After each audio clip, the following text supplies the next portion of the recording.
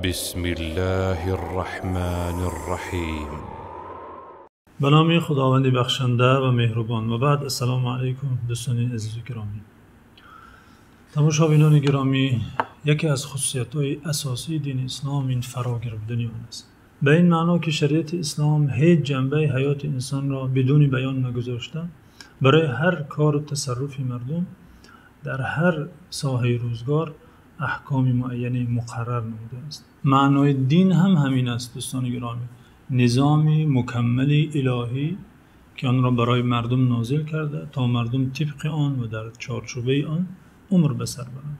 بنابراین دین اسلام آنگونه که مناسبت بنده با خداوند را با مشروع ساختن ذکر و دعا و عبادت ها به تنظیم در آورده معین نموده است، اینچنین مناسبت آدمان میان همدیگر را نیز با مشروع ساختن احکام در ساحه معاملات معین و مقرر نموده حقوق و عهده‌داری های هر یک فرد را بیان کرده است. از این است که همان گونه که ما در قرآن عظیم الشأن و احادیث پیامبر صلی الله علیه و سلم آیات ها و احادیث زیادی در مورد عبادت ها مثلا نماز و روزه و ذکر و دعا و در مورد قبر و قیامت آیات ها و احادیث زیاد می‌بینیم، این چنین در مورد تجارت و زراعت، در مورد جنگ و صلح، در مورد رعایت عدالت به هنگام صادر نمودن حکم، در مورد مناسبت کشور با کشور دیگر، این گونه آیات ها و احادیث زیادی نیز دیده می‌توانیم. حتی درازترین آیه قرآن دوستان گرامی در مورد نماز و روزه، ذکر و دعا نیست. آیتی نیست که درباره قبر و قیامت حرف زند، بلکه آیه است که درباره یکی از معامله های مالی، دادگرفت های مالی، درباره قرض گرفتن مال حرف میزند. بنابراین هر کی در قرآن و احادیث منصفانه نظر کند، به هر دو چشم نگرد، خواهد دید که در این دو سرچشمه شریعت اسلامی برای همه میدان روزگاری بنده احکام و آداب مقرر شده است که بنده میباید آن را رعایت کند. خب برگردیم به موضوع برنامه امروز که این برنامه ادامه برنامه های قبلی است که در بیان احکام داد و گرفت های مالی بود. در برنامه قبلی بیان نمودیم که اگر آن مال فروشی که دارای عیب و نقصان است، فروشنده شرعاً وظیفه دار است عیب آن را بیان نماید. اگر عیب پوشی کند و آن مال را به خریدار دهد، کار او خیانت محسوب است، فریب محسوب است که این کار حرام است. و برای کسانی که چنین تصرف میکنند هشدار و وعیدهای شدیدی نیز آمده است که قسمتی از آن را بیان نموده بودیم. مثلا پیامبر صلی الله علیه و سلم در آن حدیثی که امام مسلم روایت میکنند گفتند من غشنا فلیس منا، هر کی ما را فریب میدهد از ما نیست. در حدیث دیگر که امام بخاری آن را روایت کرده، فرستاده خدا درود و پیام خداوند بر ایشان باد، گفتند فإن صدقا و بینا بورک لهما فی بیعهما و این کتما و کذب محقت برکت بیعهما. اگر خریدار و فروشنده با هم راست گویند و اگر مالشان عیب دارد عیب مال را بیان نمایند، در سودای آنها، در کار آنها برکت حاصل می گردد. و اگر عیب مال را بپوشند و دروغ گویند، محقت برکت بیعهما، برکت از بیع آنها، از تجارت آنها محو و نابود می گردد، کارشان بی برکت می شود.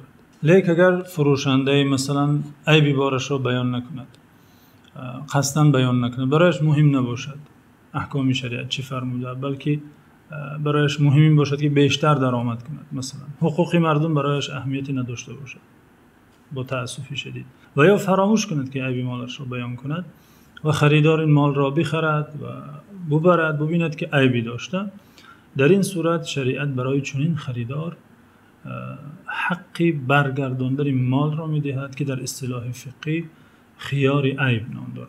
چرا چنین حقی برای خریدار ثابت می‌شود؟ زیرا اینکه آنگونه که در برنامه‌های قبلی بیان نمودیم، یکی از شرط‌های اساسی درست شدن سودا این رازیگی دو طرف است، رازیگی خریدار و فروشنده. و چون عیب در مال پیدا می شود، دیده می شود، رازیگی خریدار خللدار می شود، بنابراین حق بیکار کردن عقد سودا را دارد. و خیار عیب این حقی شرعی هر خریدار است و مال را چون با عیبش نزدی فروشنده آرد، بر فروشنده واجب است که آن را پذیرد و مال خریدار را بازپس به او دهد. خریدار در این حالت دو اختیار دارد: یا مال عیبدار را به صاحبش می دهد و کاملا پولش را بازپس می گیرد، و یا اگر فروشنده راضی باشد چند فایز پول را کم می کند. اگر پرداخت نکرده باشد مثلا کمتر پرداخت می کند، و یا حالا که پرداخت کرده باشد چند فایز پولش را در عوض آن عیبی که در مال دیده می شود طلب می کند. اما بدون راضیگی صاحب مال نمی تواند که مال را بگیرد و پولی کمتر پرداخت کند. دوستان گرامی، برای ثابت شدن خیار عیب، یعنی حق برگرداندن مال از جانب خریدار، یک چند شرط های موجود است که باید پره باشند. اگر این شرط ها نباشند خریدار حق دعوا را ندارد. شرط نخست این که آن عیبی که در مال دیده می شود، چه خرده است یا چه بزرگ فرق ندارد، نرخ مال را در عرف تاجران و کاردانان کاسته می سازد. امام قدوری این قاعده فقهی متعلق به سودا را چنین تعبیر می کنند. میگویند و کل ما اوجب نقصان الثمن فی عادت التجار فهو عیب. میگویند هر آن چیزی که در عرف و عادت تاجران سبب کم شدن نرخ آن کالا میگردد عیب به حساب می رود. یعنی فقها گفتند که اگر عیب از آن نوع عیب های باشد که به نرخ کالا هیچ تأثیری نداشته باشد عیب محسوب نمی گردد. مثلا اگر آن مال چنگ و غبار گرفته باشد مثلا و خریدار این را عیب گفته دعوا کند، اعتبار ندارد، این عیب به حساب نمی رود چون که در نرخ آن بار تأثیری ندارد. شرط دیگری ثابت شدن این حق برای خریدار این است که آن عیب پیش از خریداری شدن مال موجود بوده، در دست صاحبش آن عیب را داشته، اما اگر مال را بخرد و در حالتی که در دست خریدار است آن عیب پیدا شود حق برگرداندن را البته که ندارد.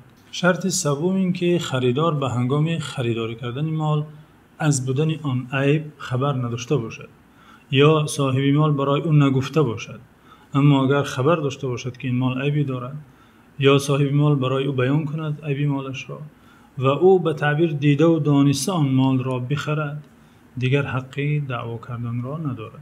شرط دیگری ثابت شدن این حق برای خریدار این است که آن مال را صاحبش به شرط براءت نفروخته باشد. شرط براءت یعنی چی؟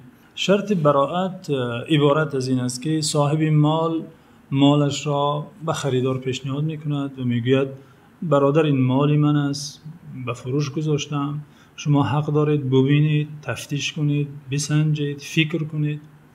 خب اگر خریدید بعدی خریدنتان کدام یک عیب پیدا کرد، عیبش بر مسئولیت من نیست. اگر خریدار به گفته این صاحب مال به شرط صاحب مال راضی شده مال را بخرد و بعد آن در مال عیب پیدا کند حق برگرداندن را ندارد. اینجا چند حالت است که خریدار در این حالت ها مال را بازپس گرداندن نمیتواند یا حق ندارد، الا که البته اگر صاحب مال راضی باشد، یعنی خیار عیب برای او داده نمی شود. حالت نخست این که آنگونه که به این حالت اشاره هم شد، خریدار با وجود آن عیب به آن مال راضی شده آن را پذیرد یا صراحتاً آشکار گوید این مال را من پذیرفتم، راضی هستم، با وجودی که این عیب را دارد گرفتم گوید، و یا چنان تصرفی کند، چنان رفتاری کند که نشانه راضی بودنش را ifade کند. مثلا مالی سودا شده ماشین باشد، آن ماشین را سوار شود، نه به مقصد سنجیدن و دیدن بلکه پشتی کارهای خودش ماشین را سوار شده رود. این تصرفی و این کاری او ifade آن میکند که به این مال راضی است. پس اگر راضی شده مال را استفاده میبرد، بعد این دیگر حق بازگرداندن را ندارد. مانع دیگر که دیگر خریدار در این حالت نمیتواند مال را باز پس به صاحبش بیارد این است که مال را از مالکیت خودش بیرون کرده باشد. مثلا مال عیبدار را با کسی تحفه کرده باشد و یا آن را فروخته باشد به شخص سوم، دیگر در این حالت ها حق دعوا را ندارد و خیار عیب در اختیار او داده نمی شود. حالت دیگری که خریدار نمیتواند مال را بازپس آورده پولش را کاملا از فروشنده طلب کند این است که در آن مال عیبدار باز یک عیب جدید پیدا شده باشد، در دست خریدار مال عیب نوی پیدا کرده باشد. در این حالت نمیتواند مال را به صاحبش بازپس گرداند، چون که برای جانب فروشنده زیان می شود، چون که مالش یک عیب داشت حالا دو عیب دارد.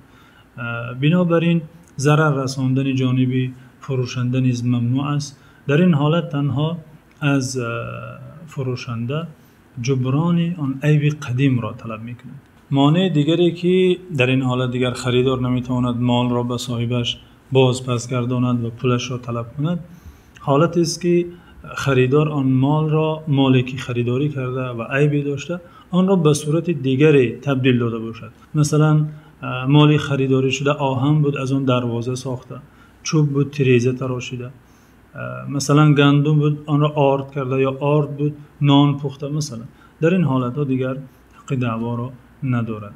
مسئله دیگری که به خیار عیب تعلق دارد و به ذکر آن برنامه را پایان میبخشیم این است که مثلا خریدار مالی را خریداری کرد و در آن مال عیبی پیدا کرد، اما پیش از این که مال را به صاحبش برگرداند از دنیا گذشت. یعنی شریعت اسلامی همه حالت هایی که بنده احتمالاً روبرو می شود آن را تحلیل کرده، بیان کرده، حکمش را داده است. این خریدار پیش از این که مال را به صاحبش برگرداند و پولش را بازپس بگیرد از دنیا گذرد، مثلا در این حالت حق این خریدار که از دنیا گذشته به وارثانش انتقال می یابد. وارثانش این حق را دارند که به نزد صاحب مال روند، یا آن مال را بازپس گردانند، پولش را کاملا گیرند، یا به رضایت طرفین برای عیبی در مال موجوده جبران عیب و نقصان را طلب کنند. این بود دوستان گرامی چند مسئله اطرافی سودا و تجارت، علل خصوص حالتی که مال و کالا عیب و نقصانی داشته باشد. امید داریم از این برنامه ها بهره حاصل گشته باشد. شما را در حفظ و پناه مولا می سپاریم. خدا یار و مددگارتون.